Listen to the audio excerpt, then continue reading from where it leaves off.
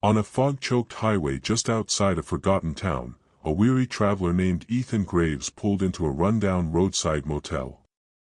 His eyes burned with exhaustion from driving all day. A flickering neon sign above the office read, Maple Pines Motel, though several letters were dead, making it appear as ma__e_pi__s. As he parked, Ethan felt a strange stillness. No crickets. No wind. Just the distant hum of the neon light, and something else, faint, like scratching beneath the silence. He shook it off and stepped inside. The motel clerk, a gaunt man with sunken eyes and a fixed, uneasy grin, greeted Ethan. "Clerk, evenin'. Long drive, huh? We've got a room for you. Room 209. Ethan glanced at the key, confused. The metal tag was tarnished and blackened, the numbers almost illegible. Ethan, 209. Huh. Weird number. Doesn't look like a big place. Clerk, hesitating slightly, it's out back. Quiet. You'll like it. As Ethan signed the register, he noticed the logbook's previous entries were smudged out, like the ink had been deliberately blurred. Only his name stood clearly, the newest edition. The clerk handed him the key, but as Ethan turned to leave, the man muttered under his breath. Clerk, whispering, don't open the bathroom door after midnight. Ethan froze. Ethan, what did you say? Clerk, startled, nothing. Enjoy your stay. Uneasy, Ethan grabbed his bag and left, the bell above the door jingling weakly. The walkway to room 209 felt endless. The storm had worsened, rain pouring in sheets. As Ethan approached the door, he realized it didn't match the others. The paint was scorched and peeling, the wood warped, as though it had survived a fire.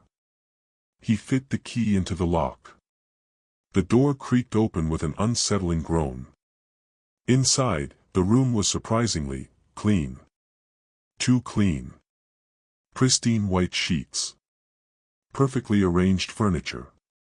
Almost sterile, like a stage set waiting for an audience. Ethan dropped his bag, trying to shake the discomfort creeping up his spine. Ethan, to himself, it's just a bed. Just a night. I'll be gone by morning. As midnight approached, the room grew unnaturally cold. Ethan wrapped himself in the thin blanket, but the temperature kept dropping. That's when he heard it. Scratching. Faint at first, like a mouse in the walls. But it grew louder, faster, almost frantic, like fingernails clawing desperately from the inside. Ethan's breath quickened. He pressed his ear to the wall, and froze. He stumbled back, heart pounding.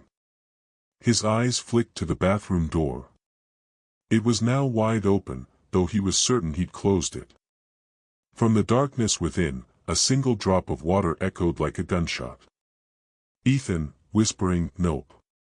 I'm out of here." As he grabbed his bag, the mirror above the sink caught his attention. His reflection was there, but he wasn't alone. Behind him stood a woman, her face charred and blistered, her mouth opening in a silent scream. Ethan spun around. No one was there. But in the mirror, she smiled. Ethan bolted for the door, but it wouldn't open. The knob burned his hand as if it were red hot. The room filled with the smell of smoke and burning flesh. Shadows flickered across the walls, twisting like figures trapped in eternal agony. Whispering chorus, "Stay with us." The bedside clock struck 12 a.m. The lights flickered, then died, plunging the room into darkness. When they came back on, Ethan wasn't in the motel room anymore. He was standing in a charred, blackened ruin, the ceiling open to the stormy sky. The bed was nothing but twisted metal. The walls were scorched remnants. In the corner, a group of burned figures huddled together, weeping. The woman from the mirror stepped forward, her eyes glowing faintly. Woman, whispering, distorted, "You shouldn't have come here." Before Ethan could scream, flames erupted, engulfing everything. Morning sunlight filtered through the motel office windows as the clerk sipped his coffee. A guest approached the counter. Guest, "Hey, do you have a room 209? I couldn't find it on your website." Clerk, face paling, "No. No, we don't." The guest frowned, confused. Guest, "Strange. I thought I saw someone go in there last night." The clerk's hand trembled as he reached for the security monitor. The footage showed Ethan arriving the night before. But instead of checking into a room, he was standing alone, talking to empty air. The video followed him as he walked out back and vanished into a vacant lot, nothing but broken earth and weeds. The clerk swallowed hard, muttering to himself. Clerk, whispering, "Not again." Room 209 had burned down decades ago. A faulty electrical wire sparked a blaze that consumed the entire back wing of the motel, trapping several guests inside. Locals claimed the room never truly left.